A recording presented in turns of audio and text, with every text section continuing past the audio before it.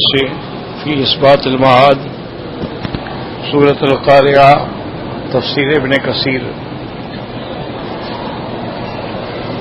الحمد للہ رب العالمین والصلاة والسلام علی اشرف الانبیاء وسید المرسلین سیدنا محمد وعلی آلہ واصحابہ اجمعین اللهم صل على سيدنا محمد وعلى آل سيدنا محمد كما صليت على إبراهيم وعلى آل إبراهيم في العالمين إنك حميد مجيد أعوذ بالله من الشيطان الرجيم بسم الله الرحمن الرحيم القارعة ما القارعة وما أدراك ما القارعة يوم يكون الناس كالفراش المبثوث وتكون الجبال كاللحن المنفوش فأما من ثقلت موازينه فهو في عيشة راضية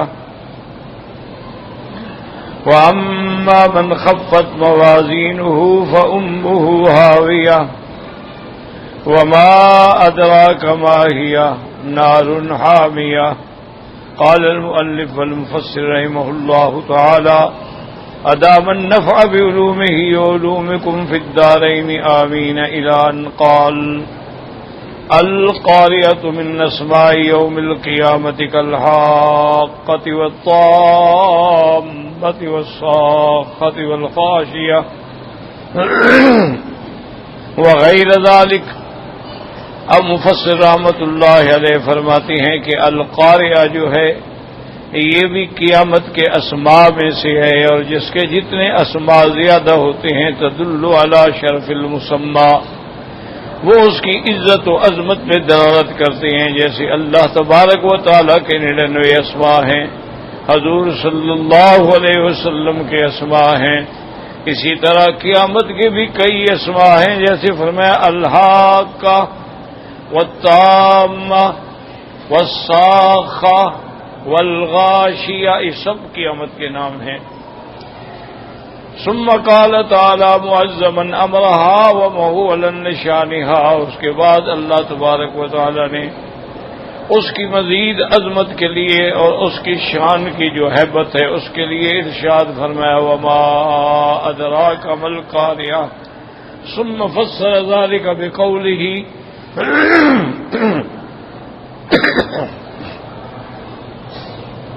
يوم يكون الناس كالفراش المبثوث، أي في انتشارهم وتفرقهم وذهابهم ومجيئهم من حيرتهم مما هم فيه كأنهم فراش مبثوث، كما قال تعالى في الآية الأخرى كأنهم جراد منتشر. اللہ پاک نے فرمایا کہ اس دن قیامت میں لوگوں کا حال کیا ہوگا، لوگ منتشر ہوں گے، کوئی ادھر جا رہے ہیں آ رہے ہیں میدان حشر سے، حیرتوں میں ڈوبے ہوئے ہیں. ان کی حالت ایسی ہوگی کہ جیسے وہ فراش ہوتے ہیں متفرق، یعنی وہ پروانے جو آگ میں جلنے والے ہوتے ہیں. جیسے کہ دوسری آیت میں اللہ نے فرمایا کأنہم جراد منتشر، کہ ان کا عالم ایسے ہوگا جیسے ٹڈی دل کا لشکر ہوتا ہے، مکڑیوں کا لشکر ہوتا ہے. ایسے اللہ کی مخلوق جو ہے وہ حیرت سے میدان محشر میں جا رہے ہیں، بھاگ رہے ہیں.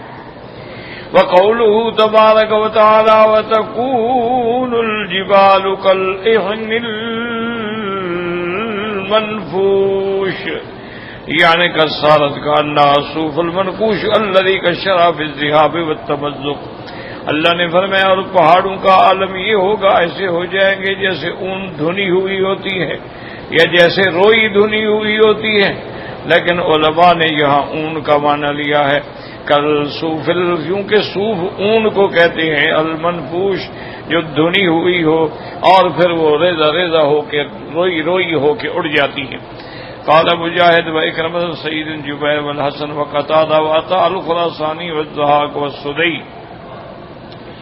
العہن والصوف، کہ اہن جو ہے وہ اون کو کہتے ہیں، ثم اخبر تعالی عما يؤول الیہ امر الامرین ویسر من الکرامۃ والاہانۃ بحسب اعمالہم.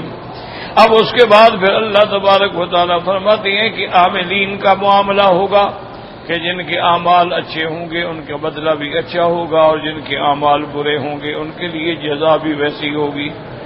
تو اللہ تبارک و تعالیٰ نے یہاں قیامت کی ایک کیفیت کا ذکر فرمایا ہے کہ وہ کیا عالم ہوگا جب آدمی قبروں سے اٹھیں گے، اور ایسا نفسی کا عالم ہوگا کہ کسی کو کسی کی کوئی فکر نہیں ہوگی، خیال بھی نہیں.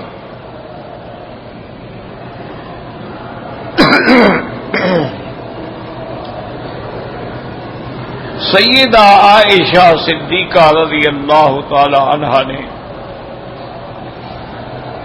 حضور صلی اللہ علیہ وسلم سے سوال کیا کہ یا رسول اللہ صلی اللہ علیہ وسلم کہ قیامت میں بھی ہم ایک دوسرے کو ملیں گے کہ میاں بیوی بچے اولاد دوست بھائی ساتھی؟ تو آپ نے فرمایا کہ ہاں عائشہ یہ تو ہوگا، لیکن کچھ میدان قیامت میں ایسے مقامات ہوں گے کہ جہاں سب کو پھر اپنی اپنی پڑی ہوگی، کسی کا خیال نہیں.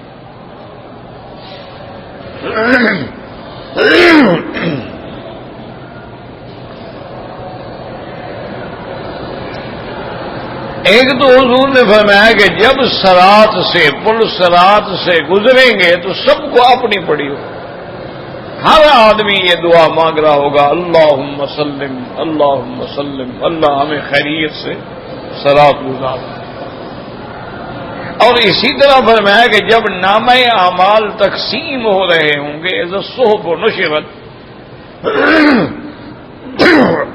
اس وقت بھی کوئی کسی کا خیال نہیں کرے. اور اسی طرح جب نامہ اعمال کا میزان ہو رہا ہوگا پھر بھی سب اپنی اپنی. اس کو قرآن نے دوسری جگہ پر بیان بھی فرمایا.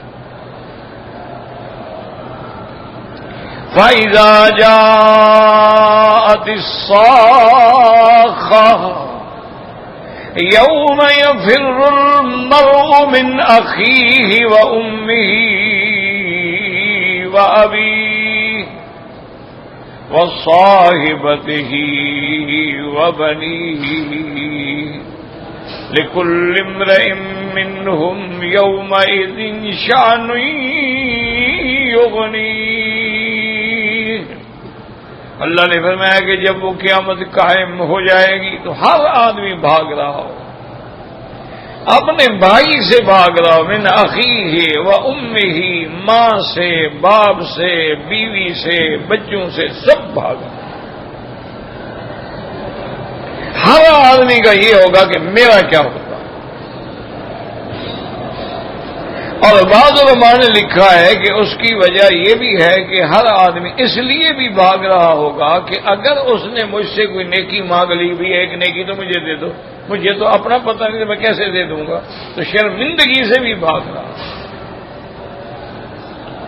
اور قیامت میں یاد رکھیں کہ احوال جو ہیں وہ مختلف ہوں.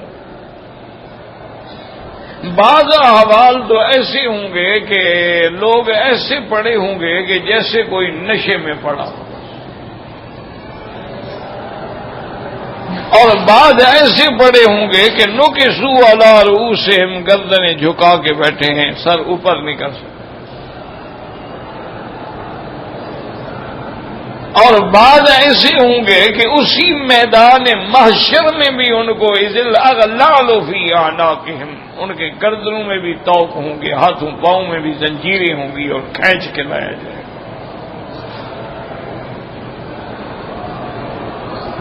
تو یہ مناظر ہیں اصل میں قیامت کے، کیونکہ قیامت کا دن جو ہے وہ تو بہت بڑا دن ہے نا، کألف سنۃ مما تعدون، جیسے ہمارا 1000 سال وہاں کا ایک دن. تو اس کے اندر یہ سارے واقعات پیش آئے. بعض ایسے ہوں گے کہ ایک دوسرے سے سوال بھی کریں گے، اقبل بعضهم علی بعض یتساءلون. بعض اوقات ان سے فرشتے بھی سوال کریں گے کہ اے بدبختو تم کیوں جہنم کی طرف جا رہے ہو.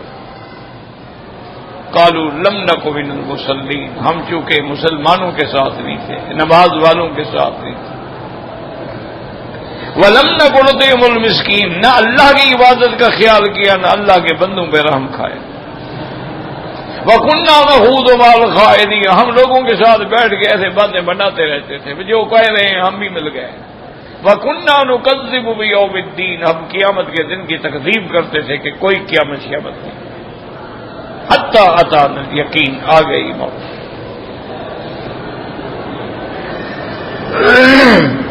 تو یہ حوالے قیامت مختلف،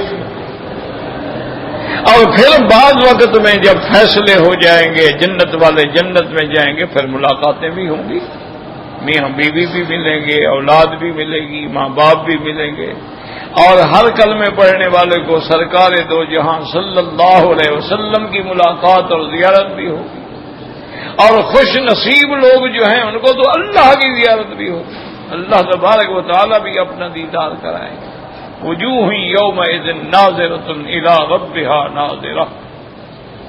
تو اس لیے قیامت کے احوال جب پڑھ، اسی طرح جیسے پہاڑ ہیں تو کبھی پہاڑ تو یہ کلا اذا دکت الارض دکا، ان کو پہاڑ توڑا جاتا ہے، بڑے بڑے پتھر ہو گئے، پھر وہ پتھر چھوٹے چھوٹے کر دیے گئے، پھر ان پتھروں کو پیس کے ایسے ہو گئے جیسے ریت ہوتی ہے، پھر ان پتھروں کو اڑا کے ایسے کر دیا جائے گا جیسے دھنی ہوئی اون ہوتی ہے۔ یہ مختلف کیفیات ہوں گی پہاڑ۔ وَتَحْسَبُهَا جَامِدَةً وَهِيَ تَمُرُّ مَرَّ السَّحَابِ، دیکھو کیسے کیسے پہاڑ ہیں، کیسے جمے ہوئے، ایسے اڑائے ہوں گے، ایسے بھاگ رہے ہوں گے جیسے بادل بھاگ۔ اور فَمَا يَسْأَلُونَكَ عَنِ الْجِبَالِ فَقُلْ يَنسِفُهَا رَبِّي نَسْفًا فَيَذَرُهَا قَاعًا صَفْصَفًا۔ پہاڑوں کے بارے میں میرے محبوب آپ سے پوچھتے ہیں، واللہ پہاڑ بھی اڑ جائیں گے، زمین ایسے چٹیل ہو جائے گی، نہ آڑ ہے، نہ پناہ ہے، نہ درخت ہے، نہ مکان ہے، نہ پہاڑ ہے، نہ کچھ۔ پھر ایک وقت ایسا آئے گا کہ زمین بھی بدل جائے گی۔ یوم تبدل الارض غیر الارض، اللہ تعالیٰ اس زمین کے بدلے میں ایک دوسری زمین پیدا فرمائیں گے۔ حضور پاک نے فرمایا کہ وہ زمین ایسی ہوگی نقیۃً بیضاء، بالکل چٹیل صاف، اور ایسی زمین ہوگی جس میں کبھی گناہ نہیں ہوا، وہاں اللہ فیصلے فرمائیں گے، کیونکہ اس زمین پہ تو نیکی بھی ہوئی ہے تو گناہ بھی تو ہوئے ہیں نا، لیکن وہ زمین بھی پاک ہوگی، وہ مقام بھی پاک ہوگا، فیصلے کرنے والی ذات بھی پاک ہوگی۔ جیسے اللہ تبارک و تعالیٰ فرماتے ہیں وَتَكُونُ الْجِبَالُ كَالْعِهْنِ الْمَنْفُوشِ فَأَمَّا مَنْ ثَقُلَتْ موازینہ فہو فی عیشۃ راضیہ، یاد رکھو جن کی تولیں بھاری ہوں گی، تو مسئلہ سمجھو کہ قیامت میں وزن۔ اور ایک بات یہاں بھی ذہن میں سوچ لیں، رکھ لیں کہ دنیا میں جو فیصلے ہوتے ہیں نا، یہ عدد پہ ہوتے ہیں، اکثریت پہ ہوتے ہیں، لیکن قیامت کے فیصلے وزن پہ ہوں گے، عدد پہ نہیں ہوں گے، یاد رکھو۔ کیا مانا؟ اب دنیا میں دیکھیں، آپ الیکشن ہے تو جس نے ایک ووٹ بھی زیادہ لیا وہ جیت گیا، یعنی ایک آدمی نے 1000 ووٹ لیا، دوسرے نے 999 لیا، وہ ہار گیا، ایک ووٹ زیادہ ہے جی، اکثریت کا فیصلہ۔ اسی طرح اسمبلیوں میں، قانون ساز اداروں میں اکثریتوں سے فیصلے ہوتے ہیں، شمار ہوتی ہے کہ کتنے ممبر ادھر ہیں اور کتنے ممبر ادھر ہیں۔ اسلام میں یہ بات نہیں ہے، اسلام میں ہے کہ ہر چیز کا وزن ہوگا۔ ایک آدمی نے 100 طواف کیا ہے لیکن شرائط طواف کے مطابق نہیں ہے، اور ایک آدمی نے عین سنت کے مطابق طواف کیا ہے تو اس کا وزن بڑھ جائے گا۔ ایک آدمی ساری رات کھڑے ہو کے 20 رکعتیں پڑھتا ہے، ٹکرے مار رہا ہے، اللہ اکبر اللہ اکبر اللہ اکبر اللہ اکبر اللہ اکبر اللہ اکبر، اور ایک آدمی 2 رکعت پڑھتا ہے لیکن سکون کے ساتھ، اطمینان کے ساتھ، تو اس کا ثواب زیادہ ہو، اس کا وزن زیادہ ہو۔ تو اب یہ ہے، یاد رکھو کہ نامہ اعمال میں وزن ہوگا۔ یہ تو ہمارا ایمان ہے، کیوں قرآن ہے کہ وَنَضَعُ الْمَوَازِينَ الْقِسْطَ، اور اللہ نے دوسرے مقام پہ فرمایا وَالْوَزْنُ يَوْمَئِذٍ الْحَقُّ، بالکل وزن ہوگا، میزان ہوگا، لیکن اس میں اعمال تولے جائیں گے۔ کیا مطلب؟ اعمال کیسے تولے جائیں گے؟ بھی اعمال تو ہم نے دنیا میں کیے، اعمال ہم نے دنیا میں کیے، مر گئے، ختم ہو گئے، ہزاروں سال گزر گئے، اب اعمال کیسے تولے جائیں گے؟ اس بات کو سمجھنے کی کوشش کریں، کیونکہ بعض اوزان جو ہیں وہ حصی ہوتے ہیں اور بعض اوزان جو ہیں وہ روحانی اور معنوی ہوتے ہیں۔ یہاں جو ہم وزن کرتے ہیں یہ حصی چیزوں کا وزن ہوتا ہے کہ جی یہ 40 کلو، یہ 30 کلو، یہ 10 کلو، یہ 12 کلو، یہ 20 کلو۔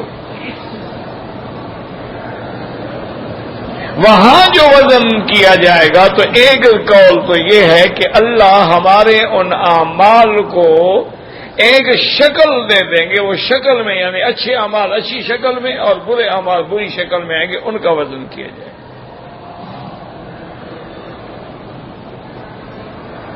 جیسے کہ ایک حدیث مبارک میں بھی تائید ہوتی ہے کہ بندہ قبر میں ہوگا تو ایک خوبصورت شکل کا انسان آئے گا، وہ پوچھے گا آپ کون ہے؟ کہے گا یہ اللہ کے بندے، وہ میں تمہاری نماز تو ہوں، جب تم پڑھتے تھے آج اللہ نے مجھے تیرا ساتھی بنا کے بھیجا ہے تاکہ تم اکیلے اداس نہ ہو جاؤ۔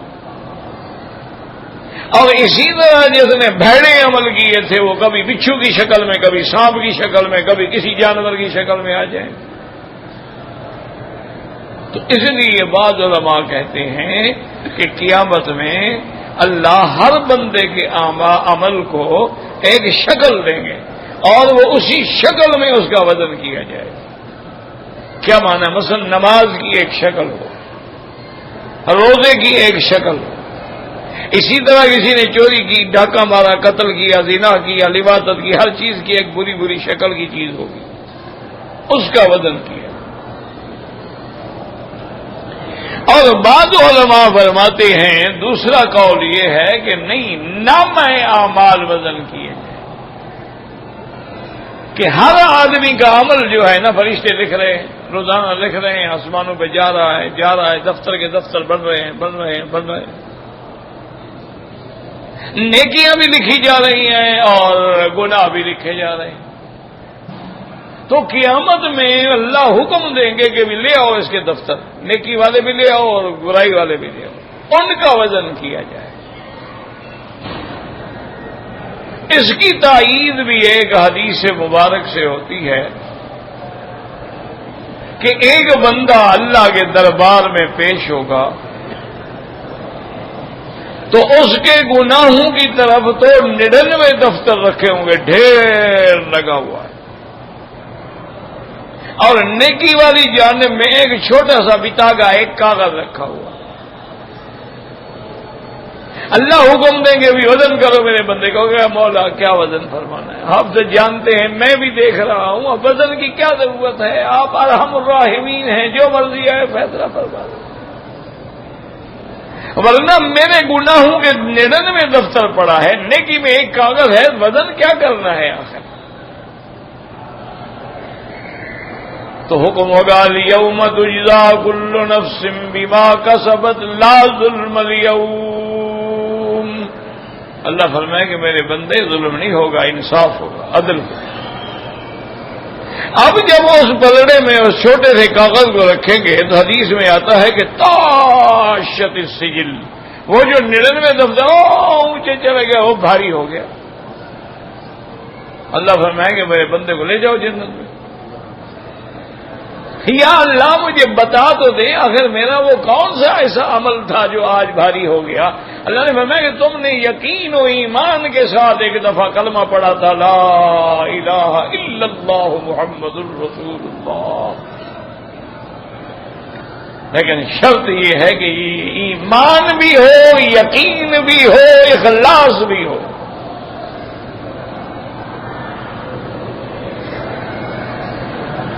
اس لیے جتنے اللہ کے ولی گزرے ہیں، اولیاء اللہ گزرے ہیں، ان سب کا یہ متفق علیہ فیصلہ ہے کہ ہمیں جو کچھ بھی ملا ہے اسی کلمہ شریف سے ملا۔ انہوں نے کہا ہم نے جو بھی مرتبہ پایا ہے، جو بھی منزلیں ملی ہیں، اسی لا الہ الا اللہ سے۔ تو اب ایک دفعہ کا کلمہ جو تھا اس کا اتنا بڑا بھاری ہو گیا کہ اللہ نے اس کو نجات کا ذریعہ بنا دیا۔ اور حدیث بھی ہے میرے مدنی باقی کہ من قال لا الہ الا اللہ دخل الجنہ۔ لیکن اس کلمے کے پڑھنے کا معنی یاد رکھو، ابو جہل نے کلمہ کیوں نہیں پڑھا؟ وہ جانتا تھا کہ کلمہ پڑھنے کے بعد پھر میری ذمہ داری کیا ہوگی۔ ہم سے 200 دفعہ کلمہ پڑھا لو، لا الہ الا اللہ، یا شیخ عبد القادر جیلانی شیخ اللہ، لا الہ الا اللہ محمد رسول اللہ، یا معین الدین چشتی مدد کن۔ یہ کون سا کلمہ ہے بھائی؟ یقین ہو کہ کوئی معبود نہیں مگر اللہ، یعنی کوئی معبود برحق نہیں مگر اللہ، کوئی عبادت کے لائق نہیں،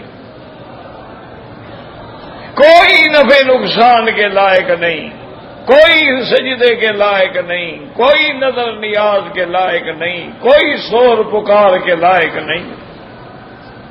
یقین کامل۔ اور آگے بھی یقین کامل ہو کہ محمد الرسول اللہ، محمد مصطفیٰ اللہ کا رسول ہے، افضل الرسل ہے، خاتم الانبیاء والمرسلین ہے، سید الاولین والآخرین ہے، شفیع المذنبین ہے۔ اور ہمیں جو کچھ بھی ملا ہے، عقیدہ ملا ہے، دین ملا ہے، نماز ملا، کہاں سے ملا؟ حضرت محمد الرسول اللہ۔ اپنے عقیدوں کو ٹھیک کرو۔ اب دیکھو موسیٰ علیہ السلام نبی ہے لیکن ہم اس کی شریعت پہ عمل نہیں کریں گے۔ عیسیٰ علیہ السلام نبی ہے لیکن اس کی شریعت پہ ہم عمل نہیں، کیوں؟ ہم نے تو پڑھا ہی محمد الرسول اللہ ہے۔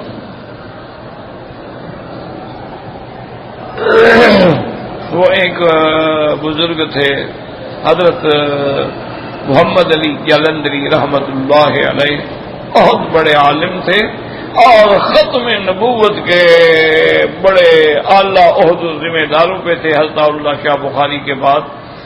اور ہمیشہ وہ تقریر میں جو ہے نا جی، وہ بڑی مثالوں سے کرتے تھے، تقریر میں مثالیں بیان فرماتے تھے، اور وہ ایسی مثالیں ہوتی تھیں، اتنی مرد ہوتی تھی کہ ساری مخلوق اللہ کی جو بیٹھی تھی سب کی توجہ ادھر ہوتی تھی۔ تو ایک دن توحید بیان فرما رہے تھے اور ساری توحید کی تقریر فرمانے کے بعد فرمانے لگے، بھائی میں نے توحید پہ الحمدللہ 2 گھنٹے تقریر کی ہے، لیکن چونکہ میں تو حضور کا سپاہی ہوں، ختم نبوت کا سپاہی ہوں، تو اب میں نے اپنی بھی تو کوئی بات کرنی ہے نا، ڈپٹی کی نہیں کرنی ہے۔ تو ایک جملہ کہا، دیکھیں ایک جملہ جو ہے نا وہ کروڑوں کا جو فرمایا، سب سے کہا کہ جو کچھ ملتا ہے خدا سے ملتا ہے، جو کچھ ملتا ہے خدا سے ملتا ہے، لیکن خدا محمد مصطفیٰ سے ملتا ہے۔ اگر محمد مصطفیٰ نہ ہوتے، ایمان سے کہیں ہمیں کون کلمہ پڑھاتا؟ اگر محمد مصطفیٰ صلی اللہ علیہ وسلم نہ آتے، ہمیں کون نمازیں پڑھاتا، کون نمازیں سکھاتا؟ تو ہمیں تو جو کچھ بھی ملا ہے نا، دین ملا ہے، جو بھی ہمیں نعمت ملی ہے، یعنی پھر حضور بھی ایسے رحمت والے، شفقت والے کہ انہوں نے استنجا بھی سکھلایا، وضو کرنا بھی سکھلایا۔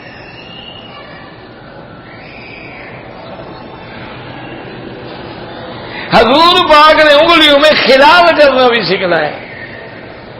سرکار دو جہاں نے مسح کرنا بھی سکھلایا کہ سر پہ مسح کیسے کرنا ہے. یہ بھی سکھلایا کہ بھی اگر جنگل ہے، صحرا ہے، پانی نہیں ہے، نماز کا وقت ہے، تیمم کیسے کرنا ہے. یہ بھی سکھلایا کہ بھائی اگر تمہارا وضو نہیں ہے تب بھی تیمم، لیکن ایک آدمی کو اگر احتلام ہو جائے یا جنابت کا غسل کرنا ہے وہ کیا کرے، پانی نہیں ہے، اس کے لیے بھی تیمم. ہر چیز میرے باقا نے، میرے مدنی نے، رحمت دو جہاں نے، دین کامل مکمل ہو گیا اور محمد مدنی پاک نے پورا دین پہنچا دیا.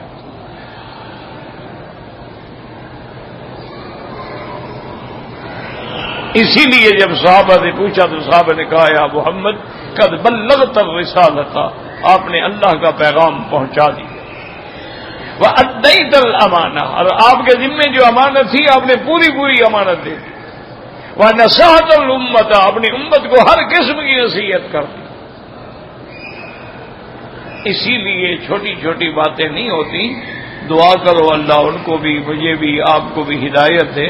یہ جو بھائی ہمارے میلاد مناتے ہیں، عرس مناتے ہیں، ختم شریف اور ختم صغیر اور ختم کبیر اور تیسرا اور 10واں اور تیجا اور رجبی اور پتہ نہیں کیا کیا بناتے ہیں، تو بعض علماء نے لکھا ہے ان کو فوراً توبہ کرنی چاہیے.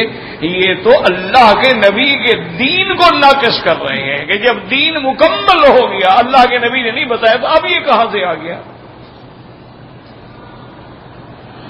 اس کا معنی یہ ہے کہ اللہ کے نبی کے دین کو ناقص سمجھ رہے ہیں اور یہ سمجھ رہے ہیں بظاہر نہ کہیں زبان سے کہ یہ کام جو تھے نا یہ حضور نہیں بتلا گئے، یہ ہمارے مولویوں نے سمجھے ہیں.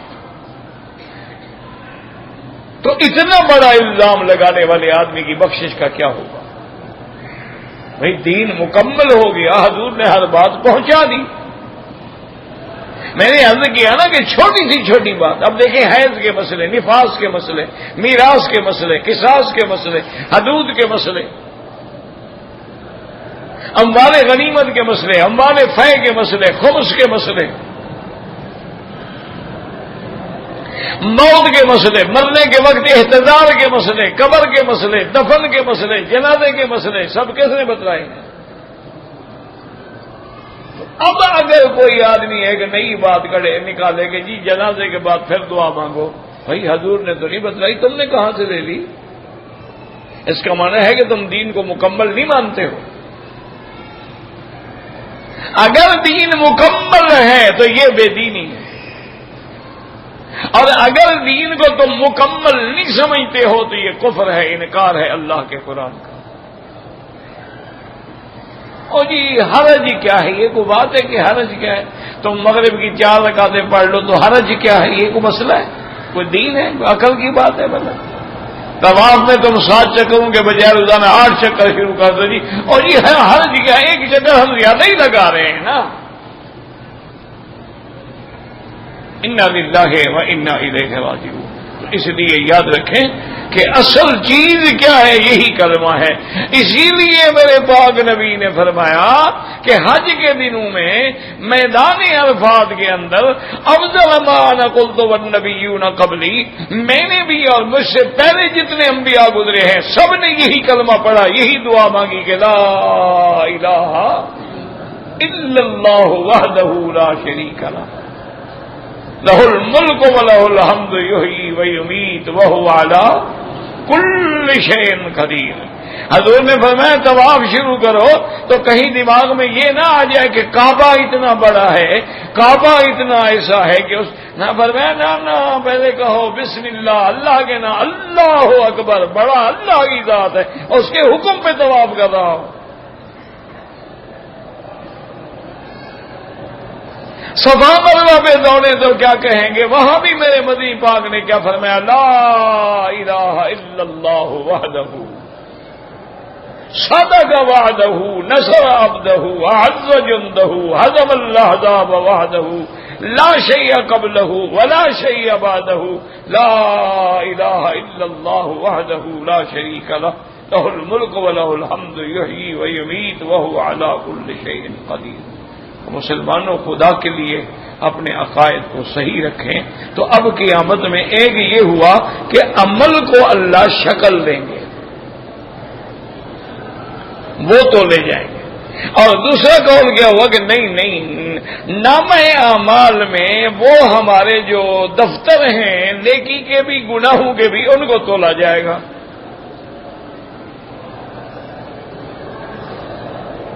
ان کا وزن ہوگا۔ اس پر میں نے وہ حدیث بتا کا عرض کی۔ اچھا، ایک تیسرا قول بھی علماء نے لکھا ہے، وہ کہتے ہیں کہ خود بندہ بھی تولا جائے گا، خود بندہ بھی تولا جائے گا۔ اور یہ بھی یاد رکھ لو، کافر کتنا موٹا ہوگا، ہٹا کٹا ہوگا، وزن کچھ نہیں۔ فلا نقیم لہم یوم القیامت وزنا، کوئی وزن نہیں۔ اور مومن کا وزن کتنا ہوگا کہ ایک دن سیدنا عبداللہ ابن مسعود رضی اللہ تعالیٰ عنہ کھجور میں چنے کے حضور کے لیے کھجوریں لے آئے، آپ کی پنڈلیاں جو تھیں نا بالکل پتلی تھی۔ ایک صحابی کو ہنسی آ گئی، آپ نے فرمایا کیوں ہنسے ہو؟ میں نے کہا حضور بس عبداللہ مسعود کی پنڈلیاں دیکھی نا، اتنی کمزور پنڈلی والا آدمی ہے تو اس پہ فرمایا تمہیں پتا ہے میرے عبداللہ کا اگر اس کی پنڈلی ایک پلڑے میں رکھ دوں اور ساری دنیا کے عمل دوسرے پلڑے میں رکھوں تو یہ بھاری ہو جائے گا۔ تو اس کا مطلب ہے کہ بعض علماء نے فرمایا کہ یا اعمال کو شکل دے کے تولا جائے گا، یا اعمال کے دفتر تولے جائیں گے، یا عمل کرنے والے بندے کو بھی تولا جائے گا۔ اور بعض مفسرین کرام فرماتے ہیں راجح قول یہ ہے کہ یہ ساری شکلیں ہوں گی، اعمال کی شکلیں بھی بدلی جائیں گی، ان کو بھی تولا جائے گا، اور نام اعمال کا بھی میزان ہوگا، اور بندے کے یعنی کسی کا یہ ہوگا، کسی کا یہ ہوگا، کسی کا یہ ہوگا۔ تو اس لیے اللہ فرماتے ہیں فَأَمَّا مَنْ ثَقُلَتْ مَوَازِينُهُ فَهُوَ فِي عِيشَةٍ رَاضِيَةٍ۔ اسی لیے اللہ تبارک و تعالیٰ کے دین اسلام میں یعنی سیاسی طور پہ حکومت کے طور پر بھی بندے نہیں گنے جاتے، بلکہ ارباب حل و عقد کو دیکھا جاتا ہے کہ یہ ارباب حل و عقد کس کے بارے میں رائے دیتی ہیں۔ عام لوگوں کی رائے کا اس کے مقابلے پہ کوئی قیمت نہیں ہوتی، اسی لیے کہ جب یزید کی بیعت مدینے والوں نے نہ کی، مکے والوں نے نہ کی، تو گویا اس کی خلافت مستحکم نہ ہوئی، کیونکہ ارباب حل و عقد نے بیعت نہیں کی۔ فَأَمَّا مَنْ ثَقُلَتْ مَوَازِينُهُ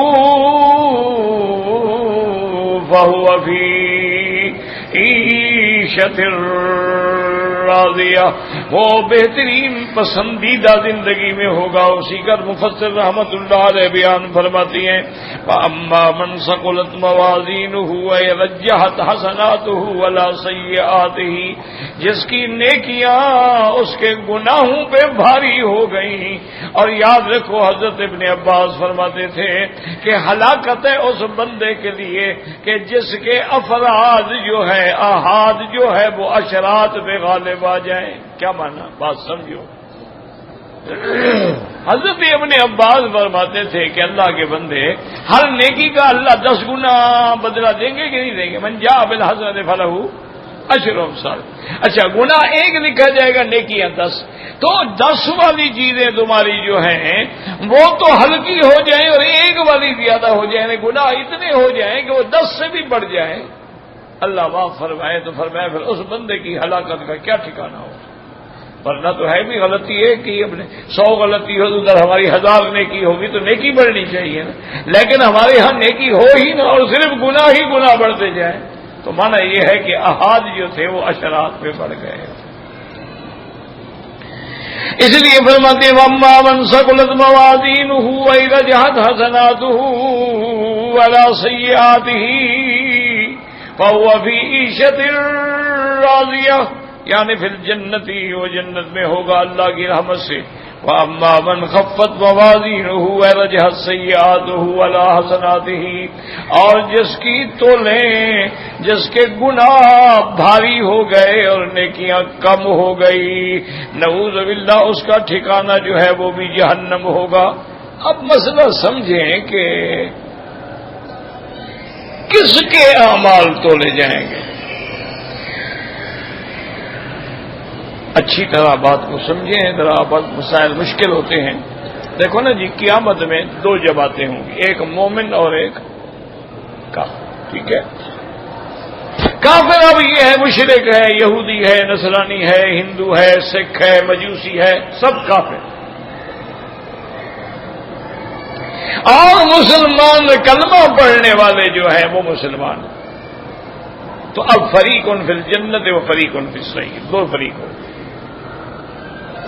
اب جہاں تک کافر ہے اس کا تو معلوم ہے کہ ٹھکانہ جہنم ہے، مأواہم جہنم. تو اس لیے بعض علماء کہتے ہیں کہ یہ نیکیاں اور طول یہ مسلمانوں کے لیے ہے، لیکن ان میں نیکیاں زیادہ ہیں کامیاب ہو گیا، نیکیاں کم ہیں گناہ زیادہ ہے سزا مل گئی. کیوں؟ کافر کی تو کوئی نیکی ہے ہی نہیں، تو نہیں کیا جائے گی. بات کو سمجھو اچھی طرح، کافر کی تو کوئی نیکی نہیں، تو اس کی نیکی کا کیا وزن ہوگا؟ اچھا اگر تولا جائے گا، ہم کہیں جی کافر کا وزن نہیں ہوگا، تو کافر تو ہے ہی جہنمی، جس کے بارے میں یہ فیصلہ ہو چکا ہے کہ یہ جہنمی ہے. اسی لیے قرآن پاک میں آتا ہے کہ وسیق الذین کفروا الی جہنم زمرا حتی اذا جاؤوها فتحت ابوابها قال لهم خزنتها الم یاتکم نذیر، کہ جب کافروں کو ہانک کے لے جائیں گے جہنم کی طرف اور جہنم کے دروازے کھلیں گے، ان کو ڈالا جائے گا، ان سے پوچھا جائے گا، فرشتے پوچھیں گے، وہ خزنۃ النار جو ہے پوچھیں گے الم یاتکم نذیر، تم لوگوں کے پاس ڈرانے والا کوئی نہیں آیا تھا؟ قالوا بلا قد جاءنا نذیر، وہ کہیں گے آیا تھا.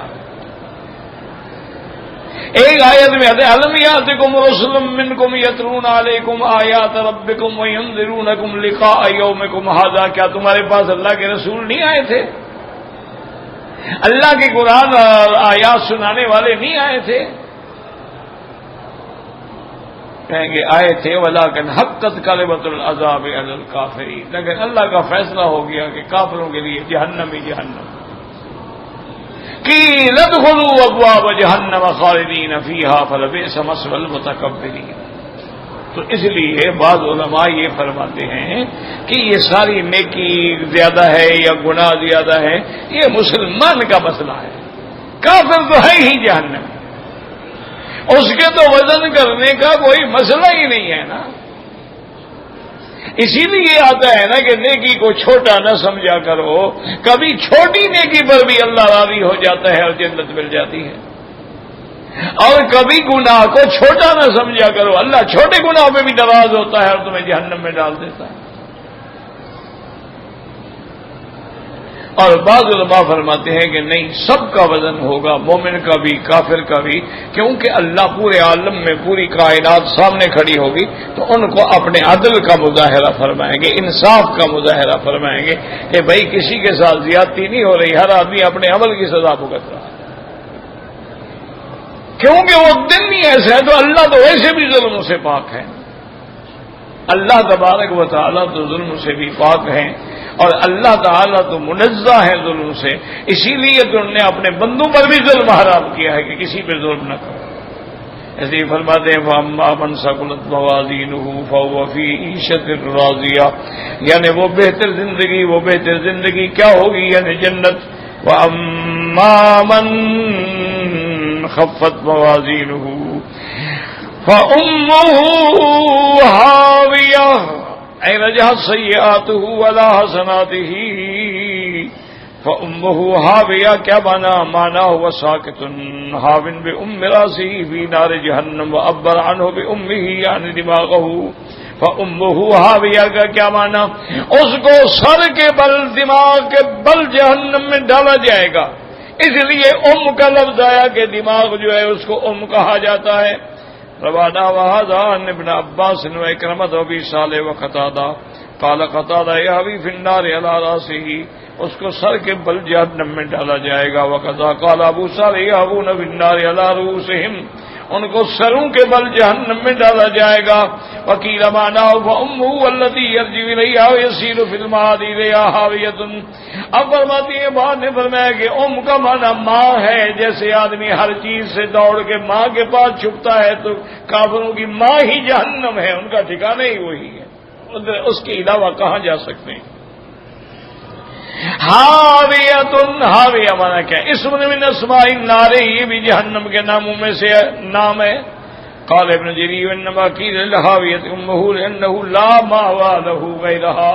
اس کو حاویہ کیوں کہا گیا؟ چونکہ اس کا ٹھکانہ اس کے علاوہ کوئی نہیں ہوگا.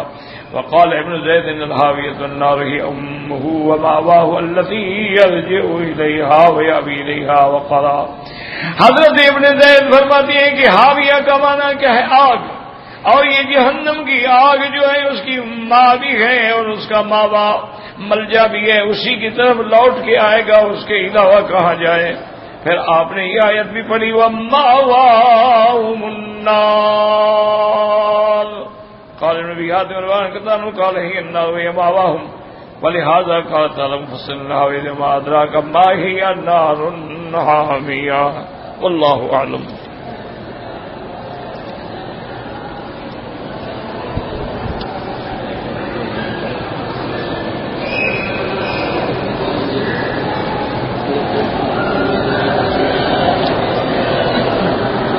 بھائی مسئلے کو مہربانی کر کے کچھ سمجھا بھی تو کرو نا.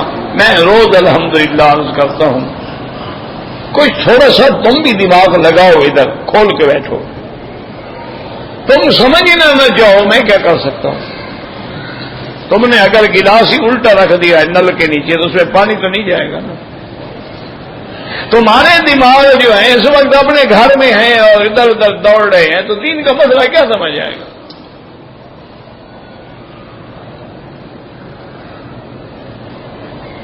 مسئلہ یہ ہے کہ ایک آدمی نے حج نہیں کرنا,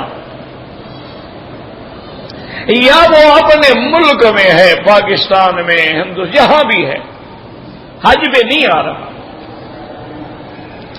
اس کے لیے یہ حکم ہے کہ اگر اس نے قربانی کرنی ہے, وہ صاحب نصاب ہے, پیسے والا ہے, قربانی کرتا ہے, تو اس کو چاہیے کہ یکم ذی الحجہ کے بعد وہ ناخن بھی نہ کٹوائے, حجامت بھی نہ بنوائے, بدن کی صفائی بھی نہ کرے. اس سے پہلے کر لے لیکن اس کے بعد نہ کرے. افضل ہے اگر کر لے تو کوئی بات نہیں, لیکن افضل یہ ہے. کیوں؟ اس لیے کہ بھائی گویا وہ حج پہ تو نہیں گیا لیکن حاجیوں کی شکل تو بنا لے, شاید اللہ اسی لیے وقت دے. لیکن اگر ایک آدمی حج پہ آ رہا ہے, اب جیسے ہمارے بھائی حج پہ آئیں گے تو کوئی لوگ یکم ذی الحج کو بھی آئیں گے, 2 کو بھی آئیں گے, 3 کو بھی آئیں گے, وہ تو احرام ہی عمرے کا باندھ کے آ رہے ہیں, انہوں نے تو سر منڈانا ہے نا, یہ تھوڑا ہی کو بال نہیں کٹوائیں گے. مسئلے کو سمجھا کرو. اچھا اسی طرح جس آدمی نے مکے میں رہنے والا ہے یا حدود میقات کے اندر رہنے والا, اس کا حج افراد ہے. اب اس نے اگر حج نہیں کرنا ہے اور قربانی کرنی ہے تو وہ بھی اپنے ناخن واخن اور حجامت نہ بنوائے. لیکن اگر اس نے حج کرنا ہے تو احرام کے پہلے حجامت بنانا, بال بنانا, زیر ناف بال صاف کرنا, غسل کرنا, بدن پہ خوشبو لگانا, یعنی نیت کرنے سے پہلے تو سنت ہے اس کے لیے. اس کے لیے تو سنت ہے کہ حج پہ جانے والے آدمی جو ہیں وہ احرام باندھنے سے پہلے, مرد ہے یا عورت ہے, باقاعدہ بدن کی صفائی کریں, باقاعدہ اپنے بال وغیرہ سیٹ کریں, باقاعدہ اپنے بدن کو خوشبو لگائیں, اور اس کے بعد جو ہے 2 چادریں باندھ لیں, 2 رکعت پڑھ کے لبیک جب پڑھیں گے اب چادر اتار دیں. اب خوشبو بھی نہیں لگائیں گے, بال بھی نہیں کٹوائیں گے, ناخن بھی نہیں کٹوائیں گے, اب آپ احرام میں. تو مسئلے کو سمجھا کرو, یہ حکم ہر آدمی کے لیے نہیں ہے. جس نے حج کرنا ہے, عمرہ کرنا ہے, اس کے لیے تو سنت ہے کہ وہ غسل کرے, تیاری کرے, کپڑے پہنے. حجامت بنائے. یہ مسائل ان کے لیے ہیں کہ چلو مکے میں بھی رہتا ہے لیکن قربانی کرنی ہے، حج پہ نہیں جانا ہے، وہ احتیاط کرے. اور قربانی سے مراد بھی سمجھا کرو، ایک وہ قربانی ہے جو صاحب نصاب نے کرنی ہے. صاحب نصاب کا کیا معنی؟ یعنی جو زکوٰۃ دیتا ہے، جس کے پاس اتنے پیسے ہیں کہ زکوٰۃ دینا اس کے لیے ضروری ہے. یعنی 52.5 تولے چاندی کی قیمت ہے، یا 7.25 تولے سونے کی قیمت ہے، یا اتنا کرنسی ہے، پیسے ہیں، نوٹ ہیں. اب اس کو قربانی دینی ہے. اور ایک وہ ہے جو حاجی احرام تمتع کا باندھ کے آ رہے ہیں، عمرہ کر کے احرام سے فارغ ہو جائیں گے، پھر 8 کو حج کا احرام باندھیں گے. یہ تمتع ہے، ان کو تمتع کی بکری دینی ہے، وہ الگ بکری ہے، وہ نصاب والی قربانی الگ چیز ہے. اسی طرح اگر کوئی آدمی کران کا احرام باندھ کے آتا ہے کہ حج اور عمرہ دونوں ملا کے کرتا ہے، اس کو بھی بکری دینی ہے دم کران، لیکن اس کا قربانی سے کوئی تعلق نہیں. قربانی الگ ہے، دم شکر الگ ہے. اسی لیے آپ نے نہیں دیکھا ہے کہ یہاں جو اشتہار لگتے ہیں بکریوں کے لیے، وہ لکھتے ہیں کہ کیا یہ دم شکر ہے، کیا یہ دم تمتع ہے، یا اضحیہ ہے، تمہاری نصاب والی قربانی ہے، تو یا دم جرمانہ ہے، دم جبر ہے. تو مسئلے کو اچھی طرح سمجھا کریں. جس نے حج کرنا ہے کیوں نہ حجامت بنائے.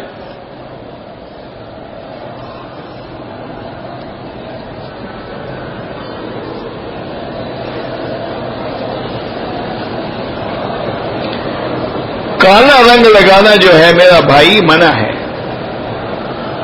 یعنی داڑھی کو یا بالوں کو سیاہ رنگ لگانا، خالص سیاہ، وہ منع ہے. خالص سیاہ کے علاوہ آپ لگاتے ہیں مہندی کلر ہے یا کوئی براؤن کلر ہے یا کوئی اور کلر ہے، اس کا کوئی حرج نہیں. آج کل تو ویسے بھی کئی کلر ہیں دنیا میں، تو بہرحال سیاہ صرف حرام.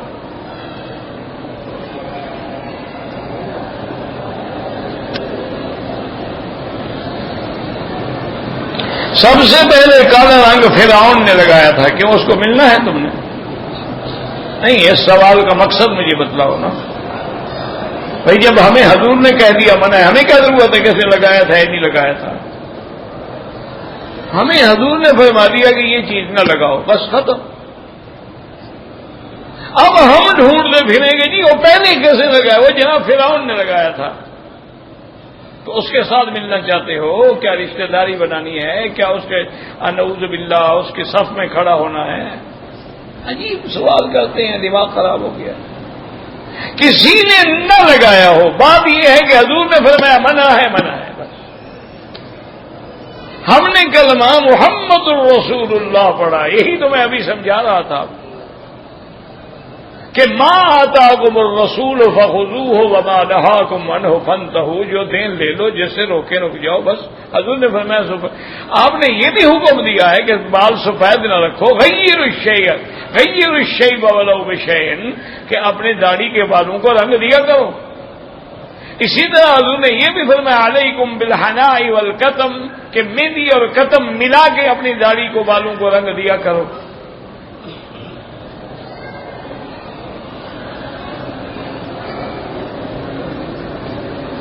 جو لوگ مکے میں رہتے ہیں حنفی مسلک کے اعتبار سے ان کو ان دنوں میں عمرہ نہیں کرنا چاہیے، کیونکہ ان کا حج افراد ہے.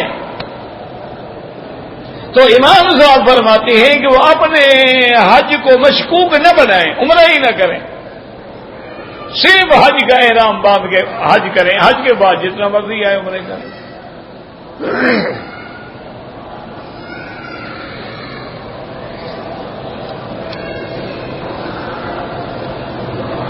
کہتے ہیں جی کہ اگر کسی بچے کا عقیقہ ہو جائے، اس کے بعد ہم اس کا نام بدلنا چاہیں، کوئی حرج نہیں. نام تو بڑھاپے میں بھی بدلا جا سکتا ہے. کتنے ایسے لوگ ہیں، صحابیات ہیں، صحابہ ہیں، جن کے نام حضور نے بڑی عمر میں بدل دیے. اب نے ہمیں نام ٹھیک نہیں ہے، نام بدل دو. تو نام بدلنے میں تو کوئی حرج نہیں، اس کا عقیقے سے کیا تعلق ہے؟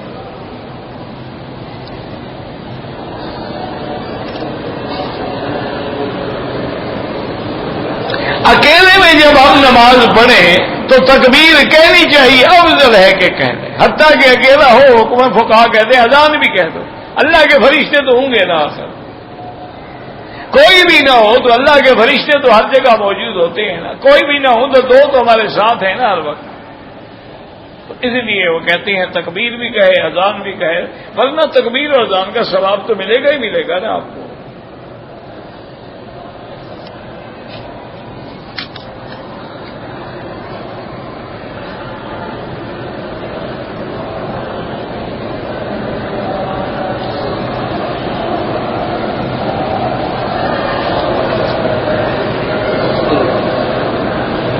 کہتے ہیں جی کہ ہم لوگ 3 مہینے کے ویزے پہ ہیں، 16 دن میں مکے میں گزر گئے، اب ہم مدینے جائیں گے، پھر 12 ذی-القعدہ کو مکہ معظمہ واپس آئیں گے، یہیں رہیں گے، حج کر کے واپس پاکستان جائیں گے، تو حج کی بکری دینی پڑے گی، یہ تو تمہارے حج پر ہے نا کہ تم مدینے سے آتے ہوئے اگر تمتع کی نیت کر کے عمرہ کرو گے تو بکری دینی پڑے گی، اور اگر نہیں کرو گے تمتع کی نیت تو پھر بکری نہیں دینی پڑے گی۔ یہ تو تمہاری نیت پہ ہے کہ اگر حج تمتع ہوگا بکری دینی ہوگی، اور حج اگر افراد ہوگا تو بکری نہیں دینی ہوگی۔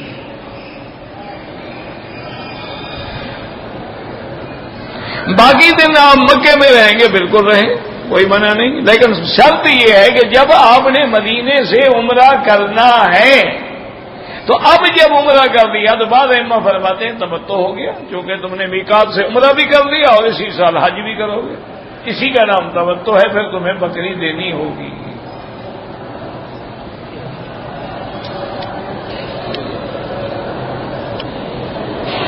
کہتے ہیں جی کہ اگر پاکستان میں بینک میں نوکری مل جائے، میرا بھائی مسئلہ سمجھو کہ بینک ہے یا انشورنس کمپنیاں ہیں یا جتنی سودی ادارے ہیں ان میں نوکری نہیں کرنی چاہیے،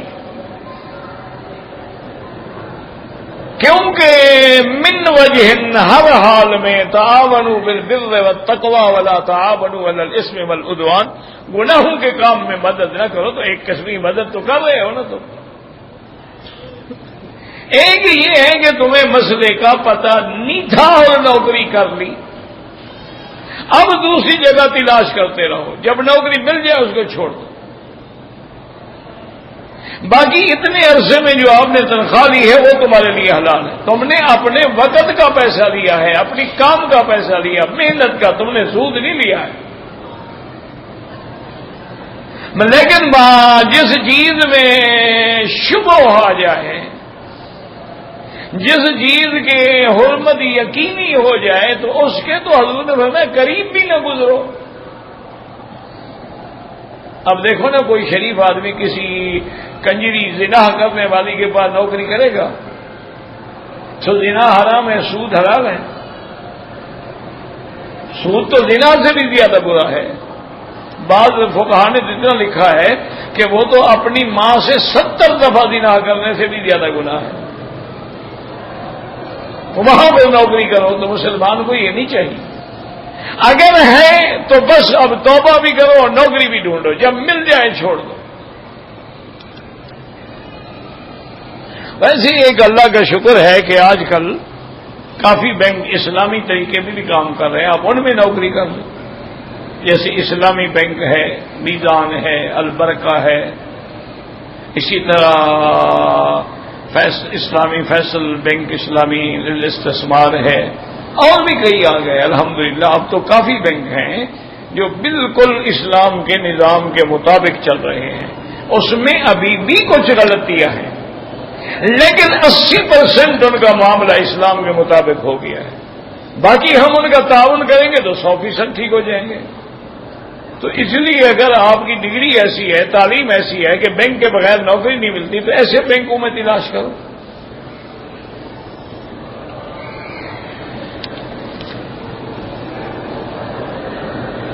بھائی جدہ اگر جائیں، افضل تو پہلے یہ سمجھیں کہ جدہ بلا وجہ نہ جائیں۔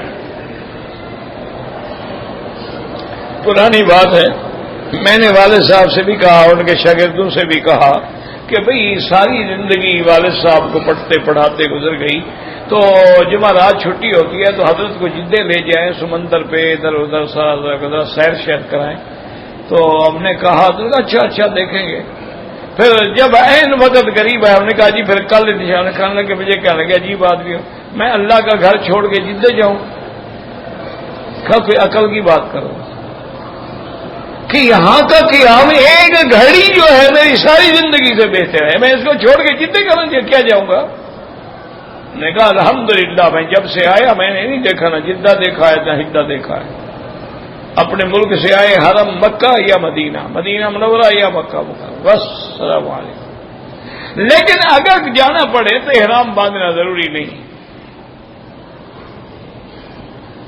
اگر آدمی نے طواف شروع کیا ہے، صرف ایک چکر ہوا اور جنازہ کھڑا ہو گیا، اس نے جنازہ پڑھا، افضل یہ ہے کہ پھر ابتدا سے شروع۔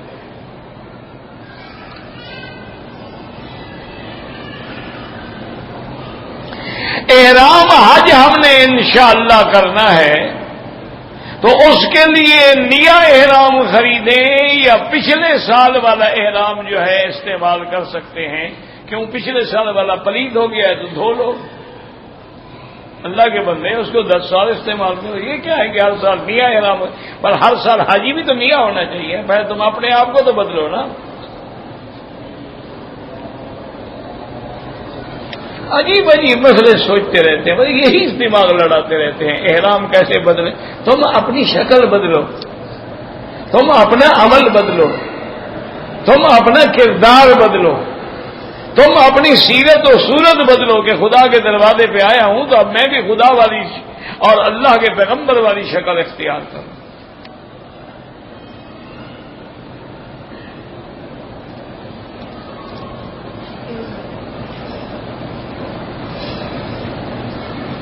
کہتے ہیں جی کہ میں نے حج کیا تھا، پہلے دن شیطان کو کنکریاں مار کے واپس حرم میں آ کر طواف جو کرتے ہیں طواف زیارت، مجھے معلوم نہیں تھا۔ میں نے آخری دن جو ہے آگے طواف کیا اور پھر جا کے کنکریاں ماری، یعنی 12 کو طواف کیا اور کوئی بات نہیں، آپ طواف زیارت 12 کو بھی کر سکتے ہیں، 10 کو بھی کر سکتے ہیں، 11 کو بھی کر سکتے ہیں، 12 کو بھی کر سکتے ہیں، بلکہ طواف زیارت تو سارا مہینہ کر سکتے ہیں۔ لیکن حنفی مسلک میں دم بڑھ جائے گی، باقی ائمہ کے نزدیک دم کی بھی ضرورت نہیں ہے۔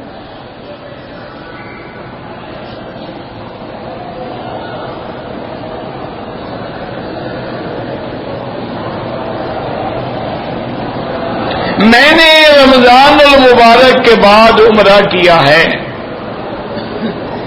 مکے میں رہنے والا ہوں، حج کا ارادہ ہے۔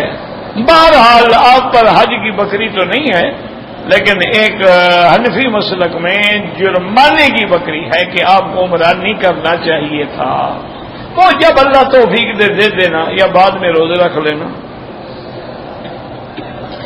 تو آپ غریب ہیں، پیسے نہیں ہیں تو بعد میں روزہ رکھ لیجیے گا، ابھی آپ حج کریں۔ حج افراد میں حج کی کوئی بکری آپ کو نہیں دینی ہوگی۔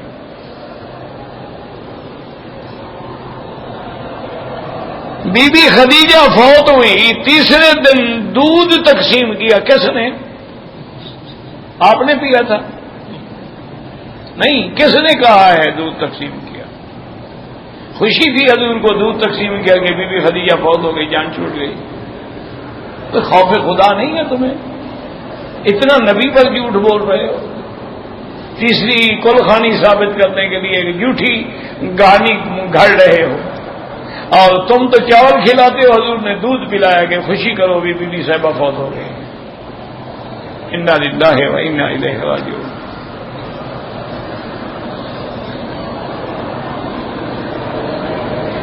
جن گناہوں سے ہم نے توبہ کر دی ہے کیا وہ بھی تولے جائیں؟ وہ کیوں تولے جائیں گے؟ التائب من الذنب کمن لا ذنب لہ، حدیث میں ہے کہ جب آدمی توبہ کر لیتا ہے تو اس کے گناہ کو ایسے مٹا دیا جاتا ہے گویا اس نے گناہ کیا ہی نہیں تھا۔ اور یہ بھی سمجھ لو کہ یہ نہیں حکم دیتے کہ آگے لکھ لو بھی اس گناہ سے توبہ کی، اللہ فرماتے ہیں میرے فرشتے اس نامہ اعمال جو لکھا ہے اس کو بھی مٹا دو، اسے توبہ کر دیا، یہاں لکھا بھی نہ رہے تاکہ بندہ شرمندہ نہ ہو قیامت۔ تو بہرحال جو توبہ ہو گئی وہ گناہ ختم ہو گیا، ان کا کیوں وزن ہوگا؟ اللہ تبارک و تعالی ہم سب کو ایمان، ایقان، یقین اور توبہ کی توفیق عطا فرمائے۔ اللهم صل على سيدنا محمد وعلى آل سيدنا محمد وبارك وسلم عليه يا حي يا قيوم يا ذا الجلال والإكرام يا ذا الجلال والإكرام يا ذا الجلال والإكرام لا إله إلا الله الحليم الكريم لا إله إلا الله الحليم العظيم لا إله إلا الله رب السماوات ورب الأرض رب العرش الكريم اللهم إنا نسألك موجبات رحمتك وعزائم مغفرتك والسلامة عن كل اسم والغنيمة عن كل بر اللهم لا تدع لنا ذنبا إلا غفرته ولا هما إلا فرجته ولا عيبا إلا سترته ولا كربا إلا نفسته ولا ضالا إلا هديته ولا فسادا إلا أصلحته ولا مريضا إلا شافيته ولا ميتا إلا رحمته ولا حيا إلا هديته ولا حاجة من حوائج الدنيا والآخرة إلا يسرتها وقضيتها يا أرحم الراحمين